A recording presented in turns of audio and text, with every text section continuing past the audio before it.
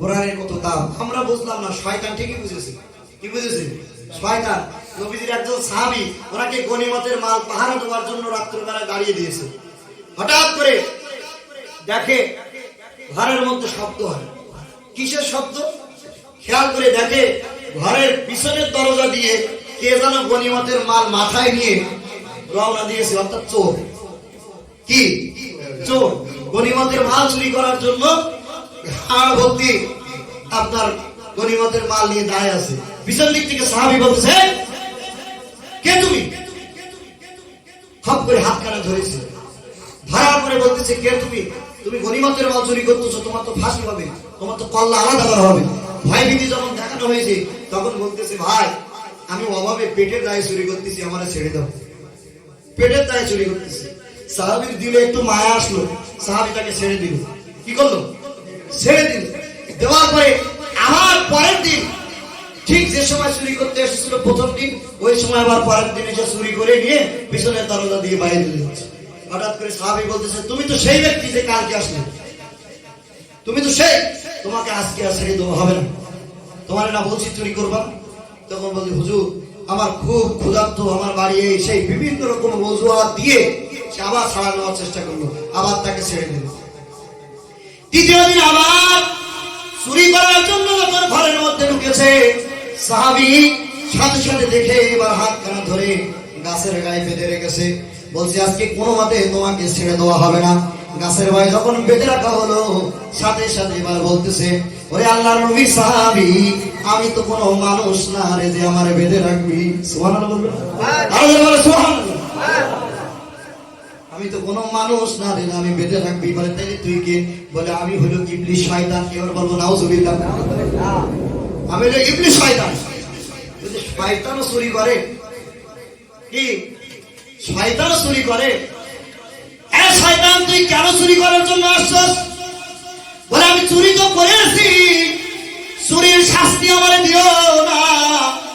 তুমি যদি আমারে আজকেও ছেড়ে দাও, আমি তোমাকে নিরাশ করব না, আমি তোমাকে নিরাশ করব না। তোমাকে আমি একটা আমল শিক্ষা দিয়ে যাব, এমন আমল তোমাকে আমি শিক্ষা দিব রে, যে আমল পাঠ করার কারণে, যে আমল করার কারণে ইহ জগৎ পর জগতের মধ্যে তুমি নাজাত পেয়ে যাবে। আমাকে ছেড়ে দাও, আমি তোমাকে নিরাশ করবো না, একটা আমল শিক্ষা দেব, যে আমলটা করার কারণে তুমি নাজাত পেয়ে যাবে। সুবহানাল্লাহ। দেখেন শয়তান বলতেছে, তুমি আমাকে ছেড়ে দাও, ছেড়ে দিলে কি হবে জানো? বলে, কি হবে? বলে, ছেড়ে দিলে একটা গোপন আমল শিখাই দিচ্ছি। বলে, কি? বলে, আমি শিখাই দিলাম, এ সাহাবী, শুধু গনিমতের ঘরের দরজা না, পৃথিবীর সমস্ত ঘরের দরজা সূর্য ডুবে যখন যাবে, সূর্য যখন ডুবে যাবে, সমস্ত ঘরের দরজা যখন তোমরা বন্ধ করবে, বন্ধ করার সাথে সাথে যদি তোমরা একবার আয়াতুল কুরসি, আল্লাহু লা ইলাহা ইল্লা হুয়াল হাইয়ুল কাইয়্যুম লা তাখুযুহু সিনাতুন ওয়ালা নাওম লাহু মা ফিস সামাওয়াতি ওয়া মা ফিল আরদ, এমনি ভাবে যদি আয়াতুল কুরসিটা পাঠ করে তোমরা যদি ঘরের দরজাগুলো বন্ধ করতে পারো, আমি শয়তান, আমি জানি, আমি আমল শিক্ষা দিলাম, কোনদিন ওই ঘরের মধ্যে আমি ইবলিসের ঢোকার অনুমতি আল্লাহ তাআলা দেয় না।